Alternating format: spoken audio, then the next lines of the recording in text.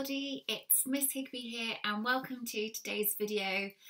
It's been a super busy day today in my household, so I'm really looking forward to just sitting down and reading the next chapter of The Royal Rabbits, The Hunt for the Golden Carrot, and I really hope you are too. Thank you so much for tuning in, and always thank you for sharing, commenting, liking these videos. I really hope that you are enjoying the story so far. Let's dive straight in then, shall we? Chapter 13. Maximilian and Elvira were very pleased with themselves, for they had managed to convince two of their other siblings, Willow and Wilton, to join Harlequin's magic rabbits. Harlequin was delighted, and Maximilian and Elvira hoped that, as a reward, they would be invited to become golden rabbits. Harlequin wanted as many rabbits as possible to join him, so that there would be more paws to dig for the golden carrot. There were now hundreds of followers scattered all over the 3,000 acres of Farmer Ploughman's land. The four tawny-tailed siblings hopped about the field at the edge of the wood, digging great big holes along with a dozen other followers, aware that Harlequin was watching, with Peasy the weasel from the cool shade of an old oak. Every rabbit searching the fields hoped that they would be the one to find the golden carrot for Harlequin and become his favourite magic rabbit. There were rumours flying around the followers of what would happen once they had found the golden carrot. Maybe Harlequin would even become as powerful as those superheroes in comic books, Super Rabbit, Spiderbuck and Catdo. Willow heard the rumbling of a motor first. She stood on her hind legs and narrowed her eyes. She could just make out something moving along one of the farm tracks at the other end of the field, but quickly dismissed it. Tractors and other farm vehicles were often moving round the fields, and they didn't harm rabbits unless one happened to get under a wheel, which they did their very best to avoid. And there you can see the tawny-tailed siblings in the fields trying to dig for the golden carrot.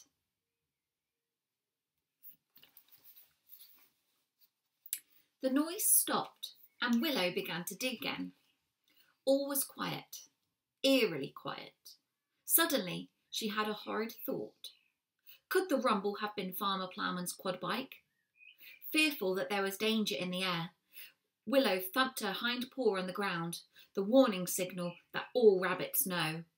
When rabbits hear that sound, they don't wait around to see what it's for, they run. And that's just what most of the magic rabbits in the field did, as fast as they could, hopping away quickly to take cover in the nearby hedges. Harlequin stood up and squinted into the sun. He didn't see what all the fuss was about and commanded the rabbits to go back to work. They looked at him uncertainly. If Harlequin was ordering them to go back into the field, there really couldn't be any danger, could there? But still, they hesitated. Maximilian, however, was much too focused on his digging to run. He was determined to be the rabbit to find the golden carrot. He also wanted Harlequin to see how fearless he was, remaining in the field when the other rabbits had fled. So, while his brother and sisters hid among the leaves, Maximilian remained, alone and quite exposed, in the middle of the field. Bang! It only took one shot. Maximilian flopped to the earth without a sound. Willow, Wilton and Elvira stared in horror as Farmer Ploughman came into view on his quad bike. He looked around and fired his gun again. Another rabbit, also too eager to find the golden carrot, fell into the stubble at the other end of the field. Satisfied that he'd shot two of the annoying rabbits who had suddenly grown in number and were digging up his fields, Farmer Ploughman strode across the field to pick them up. Mrs. Ploughman would be very pleased with this addition to her stock pot. They'd all enjoy a good dinner tonight. "We can't let him take Maximilian," cried Willow tearfully. "We have to get him." "We can't," said Elvira. "Farmer Ploughman will shoot us as well." Wilton looked at Harlequin hopefully. "Harlequin's magic!" he cried with relief, turning his gaze to the ginger rabbit who wasn't looking at all concerned. He'll help us, won't you, Harlequin? But Harlequin had no intention of putting himself in danger.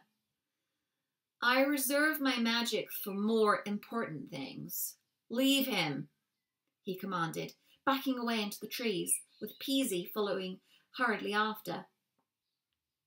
That courageous rabbit has died bravely for our cause. He's a true magic rabbit, but you mustn't let anything distract you from your quest. Get back out there at once and dig, dig, dig. Be brave. Feel the magic ragic. Elvira was so shocked she remained rooted to the spot. She had believed Harlequin cared for them. She'd believed he was magic. Wilton and Willow ignored Harlequin. Hurry, said Wilton. We only have a minute before Farmer Ploughman comes this way to pick up Maximilian. And with surprising courage, the two small rabbits scampered out, leaving Elvira trembling in the hedge. When they reached their brother, they found, to their relief, that he was still breathing. Wilton took Maximilian's arms, and Willow grabbed his legs, and together they tried to drag him across the stubble to the safety of the hedgerow. But he was bigger than them, and heavy too, and they simply weren't strong enough to carry him. Elvira watched from the hedge. She had always tried to look brave because she wanted to impress Maximilian, when really she was just as scared as any other rabbit who fears being shot by a farmer.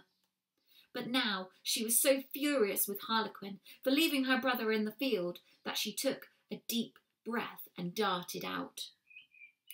Farmer Ploughman had picked up the other rabbit and was carrying it by its hind paws across the field. Elvira knew they didn't have much time. Give me a leg, she cried, seizing Maximilian's left paw. Now heave! Farmer Ploughman stopped walking and blinked. Could his eyes be deceiving him? Were 3 little rabbits trying to drag another one across the stubble? He dropped the rabbit he was carrying and pulled 2 cartridges out of his pocket. One by one, and quickly, because Farmer Ploughman was a very experienced shot, he slipped them into the slots in his gun and shut it with a click. He took aim. He still couldn't believe what he was seeing. His finger hesitated on the trigger. Then he pulled it. Bang! But he was too late. Together, Wilton, Willow and Elvira had pulled Maximilian into the bushes, and the bullet whizzed past Willow's left ear, grazing off a small patch of fur as it went. When the 3 rabbits stumbled into the warren, carrying their brother, they cried for help. Rabbits popped out of the bushes and trees and up from the ground and hurried to their aid. A couple of bucks took over and carried the wounded bunny back to the Tawny-tail burrow. Mrs. Tawny-tail was preparing tea when they staggered down the tunnel. As she took in the bucks' serious faces and saw what they were carrying, her blood turned cold. Her husband had been shot by Farmer Ploughman when her kittens were small. They laid Maximilian on his bed.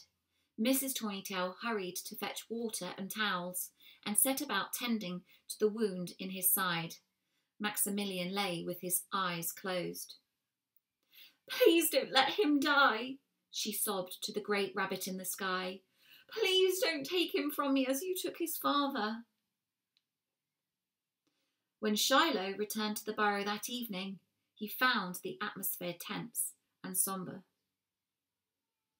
His family were gathered around Maximilian's bed, and his brother lay in bandages. What happened? Shiloh asked, hopping into the room in alarm. We were digging for the golden carrot, said Willow with a sniff. Farmer Ploughman shot him. Immediately, Shiloh knew what to do. I know just the rabbit who can help, he declared, and hurried out of the burrow without a backward glance.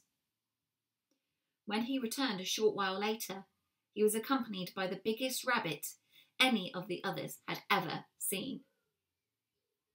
Don't be afraid, Zeno said to the alarmed Tawny-tail family in an unusually soft voice for him. He glanced at Shiloh. I work with Shiloh on the beetroot farm, and we get the occasional gunshot wound there. Let me take a look and see if we can get this young bumpkin on his feet again." The rabbits stood aside to let him pass. They couldn't take their eyes off him. Wilton stared at the enormous buck's arms and wondered how he could get muscles like that. Willow saw the red stain on his paw, like Shiloh's, and wondered why Beetroot's only dyed one paw and not two. Zeno unwrapped the bandages. He nodded at Shiloh, and Shiloh smiled encouragingly at his mother. He was right. Zeno knew exactly what to do. And that's the end of chapter 13. Bit of a tense chapter, that one. I wasn't really expecting that. I hope that Maximilian is okay and that they managed to patch him up and heal his wound. You have to come back tomorrow to find out what happens in chapter 14 to see if Maximilian is okay. Will Shiloh tell the rest of his family about his plan? I think Harlequin has revealed his true colours as well. You know, he didn't go to help Maximilian or the other rabbit when they were shot in the field. He didn't really seem bothered at all. And I think that Elvira especially was very disappointed when Harlequin didn't come to help. Bit of a shame, really. However, I think Shiloh knows exactly what to do. Hope that you're enjoying the story so far. Don't forget to subscribe and like this video and share it with all your friends and anybody else who you think might enjoy it. I'll see you all tomorrow. Bye!